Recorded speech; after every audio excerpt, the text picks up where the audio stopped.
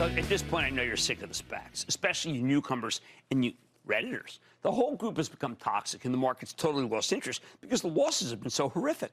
Now, I've been warning you about the SPAC lash for months now, telling you that we simply had too many of these deals, and the special purpose acquisition vehicle edifice would collapse under its own weight. Every time we stick our necks out for the handful of higher quality players, even, well, guess what happens? Last week, though, we heard about the largest SPAC merger yet. And I got to tell you, I've been looking it over. I think it's too big to ignore. This Altimeter Growth, which is run by a very smart guy, Brad Gerstner, a venture capitalist with a hot hand. He had a piece of Snowflake, which we know we love, Roblox, wow. And he's now joining forces with Grab. That's the leading super app platform in Southeast Asia. It's going to be a $40 billion deal. Now, I blanched. 40 billion. Does that mean it's going to be 30? Does that mean it's going to be 20? Look, eventually all these deals will stop being thought of as SPACs. They'll just be regular companies, and we want you to get to know the best of them. Grab, in particular, is not some fly-by-night electric vehicle startup. This is a real company, albeit one you're probably not familiar with if you haven't spent much time in the Southeast Asia. Grab's like a combination of DoorDash, Instacart, Lyft, and PayPal, with a huge presence in Indonesia, Malaysia, Singapore, Thailand, the Philippines, and Vietnam.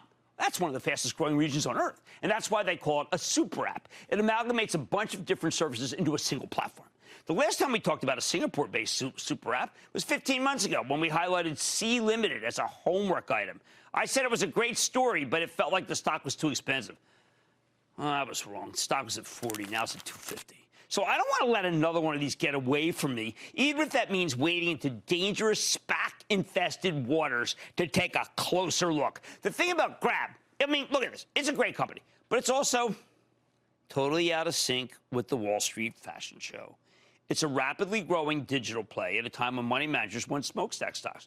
It's coming public via SPAC merger at a time when investors can't stop puking up their SPACs. This is not a gun-to-your-head situation where you need to buy something immediately before it takes off for the stratosphere. I think Grab could spend months marking time, maybe even go lower, simply because it's so out of step with the market zeitgeist. But longer term, I got to tell you, I think it could be a winner. It's got great prospects. So if you get a chance to buy it on weakness, you might want to pounce. And that's why Altimeter Growth is willing to shell out a fortune for this thing. And because this is a SPAC story, Altimeter is what trades right now. And the symbol is AGC. I'm going to give it to you again. AGC. What makes me like this one? Oh, God, I can't believe I like it. All right, okay. Grab has taken the #1 spot in ride-sharing, food delivery, and online financial services across Southeast Asia. It's a part of the world that's still in the early stages of digital transformation. Or let me put it this way. Grab operates in a region that is twice the population of the U.S. with a lot more room to grow. In Southeast Asia, online delivery only has 11% market penetration, 21% in the United States. Ride-sharing, 3%. Us, 5. As for digital financial services, electronic transactions, just 17 of the total payments in Southeast Asia. We're 82. As digital continues to take share, Grab sees its total addressable market, or TAM, growing from $52 billion last year to more than $180 billion by 2025. But it's not just the future that looks bright. Unlike most SPAC plays, Grab's doing incredibly well right now, right here. Almost all of them are on the come, not this one. Last year, the company had gross merchandise volume of $12.5 billion, surpassing pre-pandemic levels and more than doubling the versus 2018. Across Southeast Asia, Grab controls 72% of the ride-sharing market, 50% of the online food delivery market, 23% of the digital wallet payments. Meanwhile, COVID has been fabulous for the delivery business, driving roughly 300% growth last year, which translated into a 50% plus revenue growth for the whole company. Plus, the company's made real strides toward profitability. Grab's ride-sharing business is already generating positive earnings for interest, taxes, depreciation, and amortization in all 6 of their largest markets. The food delivery business is EBITDA positive in 5 out of 6. That's a big deal. This is not a regular SPAC. A loser.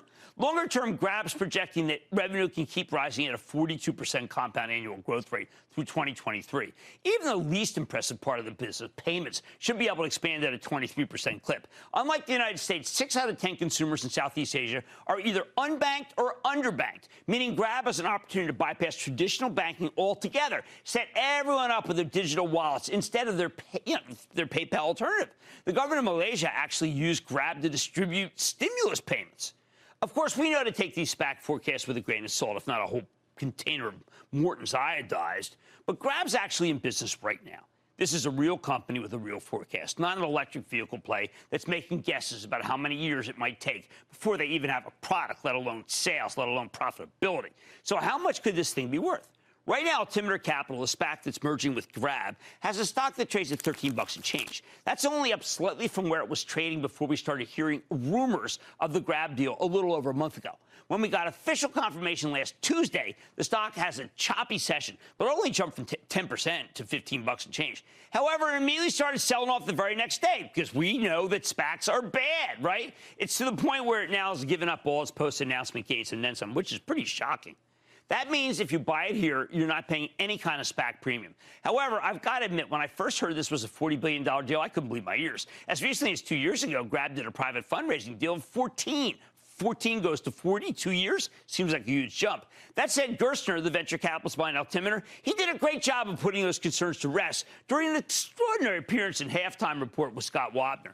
Long story short, in the last several quarters, Grab has experienced, quote, dramatic growth. So, of course, it deserves a higher valuation. But at Altimeter's current price, it values Grab at more than $52 billion, meaning it's trading at roughly 22 times this year's sales forecast. Pretty expensive. Same ballpark as that company, C Limited, I mentioned, which trades at 16 times sales, albeit with much higher growth rate. At these levels, Grab feels a little rich to me, but I think it gets a lot more attractive. It'll pull back to $11.50 or even $10. I wouldn't be surprised if it drifts down to the single digits at some point because the market has little interest in this kind of story at this moment. That's good, though. It means you'll be able to get in at a discount. The bottom line, Grab may be the biggest SPAC deal so far, but it's also the least SPAC-like. It's a real company, rapidly growing company, real business, and its SPAC backer, Altimeter Growth, has agreed to a 3-year lockup on its shares. 3 years, meaning they will not crush you with a wave of selling the moment this thing gets some lift. I don't love the price right now, but if you wait for some weakness, and there probably will be, you've got my permission to do some buying.